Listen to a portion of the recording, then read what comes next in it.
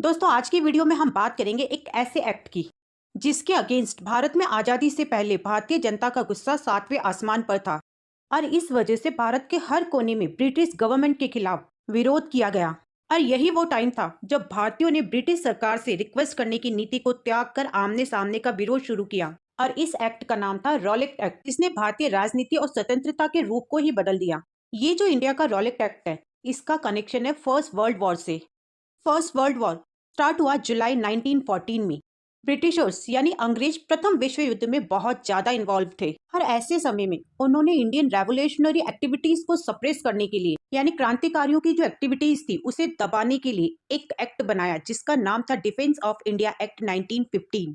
ये जो एक्ट था ये एक तरह से क्रिमिनल लॉ था, जिसका मतलब था ब्रिटिशर्स बहुत टाइम से एक इमरजेंसी सिचुएशन में फंसे हुए हैं और ऐसे समय में किसी भी तरह के क्रिमिनल और टेररिस्ट एक्टिविटी को हैंडल करने के लिए उन्होंने कुछ खास तरीके अपनाए। डिफेंस ऑफ इंडिया एक्ट लागू किया था 1915 में, फर्स्ट वर्ल्ड वॉर के शुरू होने से और फर्स्ट वर्ल्ड वॉर के एंड होने के 6 महीने बाद तक। फर्स्ट वर्ल्ड वॉर खत्म हो गया था 1918 नवंबर में। जब फर्स्ट वर्ल्ड वॉर खत्म हुआ तब ब्रिटिश गवर्नमेंट को ये पता था कि अब डिफेंस ऑफ इंडिया एक्ट 1915 6 महीने में हटा दिया जाएगा, क्योंकि उन्हें इस बात की चिंता थी कि डिफेंस ऑफ इंडिया एक्ट हटाने के बाद इंडियन नेशनलिस्ट और रेवोल्यूशनरी एक्टिविटीज को संभालना मुश्किल हो जाएगा। इसीलिए sir Sidney Arthur Taylor Rowlatt के अंडर में एक कमेटी बनाई गई जिसका काम था इंडिया में पॉलिटिकल टेररिज्म को इवैल्यूएट करना, स्पेशली पंजाब और बंगाल में। इस कमेटी का एक मकसद और भी था कि वो इंडियन नेशनलिस्ट लीडर्स के जर्मन गवर्नमेंट और रशियन बॉल्शेविक के बीच के लिंक्स को ढूंढे और साथ ही ये राय भी दी कि इंडियन पॉलिटिकल टेररिज्म को खत्म कैसे किया जाए। इस कमेटी ने अपनी रिपोर्ट में इंडियंस और जर्मन गवर्नमेंट के लिंक्स को इस्टेब्लिश कर दिया था और मिलिटेंट नेशनलिज्म गवर्नमेंट को कंट्रोल में रखने के लिए डिफेंस ऑफ इंडिया एक्ट 1915 को इनडेफिनिट एक्सटेंशन करने के लिए रिकमेंड किया। इसलिए डिफेंस ऑफ इंडिया एक्ट 1915 को इनडेफिनिट पीरियड के लिए एक्सटेंड करने को ही रॉलेट एक्ट कहा जाता है। हालांकि रॉलेट एक्ट का ऑफिशियल नाम anarchical and revolutionary crimes act of 1919 है, जिसे हिंदी में अराजक और क्रांतिकारी अपराध अधिनियम 1919 कहा जाता है। रॉलेट एक्ट का मकसद था ब्रिटिशर्स के खिलाफ किसी भी तरह का कॉन्स्पिरेसी को शुरू होने से पहले ही खत्म कर देना। और इसी वजह से फर्स्ट वर्ल्ड वॉर के तुरंत बाद महात्मा गांधी के नेतृत्व में अंग्रेजों के खिलाफ वर्षों से भारतीयों के अंदर जमा हुए गुस्से को जन असंतोष में बदल दिया।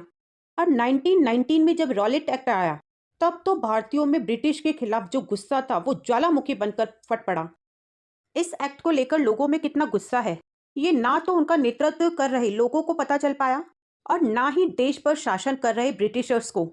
तो आखिर रॉलेट एक्ट क्या था, इसका इतना विरोध क्यों हुआ और इसका लोगों पर इतना बड़ा असर क्यों पड़ा? इसका इतिहासकार दो कारण बताते हैं।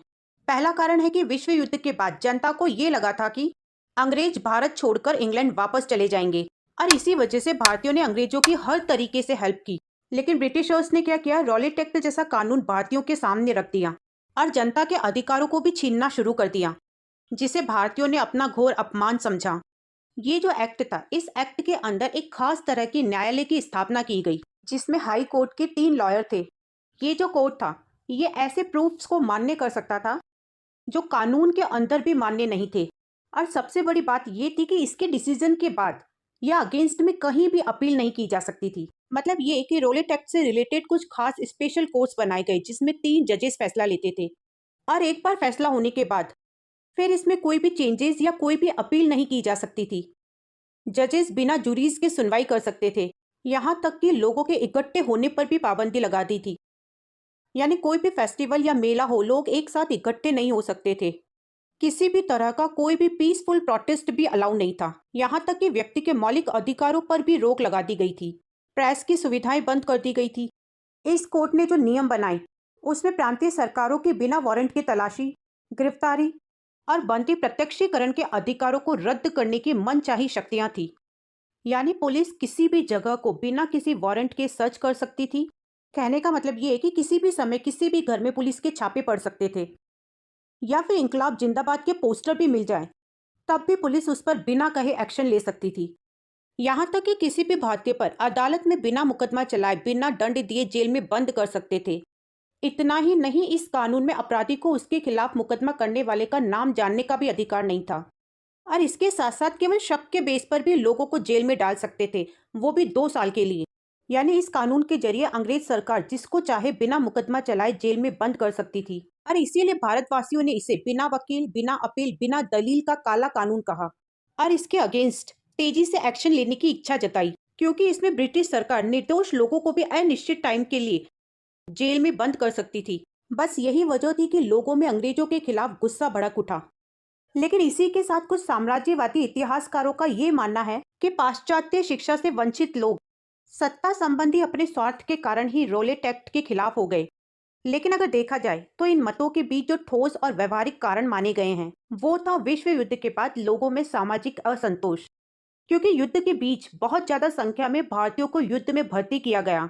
भारतीयों पर कर और ऋण का भार डाल दिया गया। बेरोजगारी और आर्थिक मंदी से परेशान भारतीयों में अंग्रेजों के खिलाफ गुस्सा बढ़ने लगा और इसका सबसे ज्यादा असर पड़ा पंजाब में, क्योंकि पंजाब से ही लोगों को फर्स्ट वर्ल्ड वॉर में अंग्रेजों की सेना में जबरदस्ती भर्ती किया गया था। इस बात को मानते हुए उस वक्त के गवर्नर रहे माइकल ओडायन ने कहा कि गुजरावाला में जहां एक गांव में 114 लोग रहते थे, वहीं घटकर सिर्फ 44 लोग रह गए।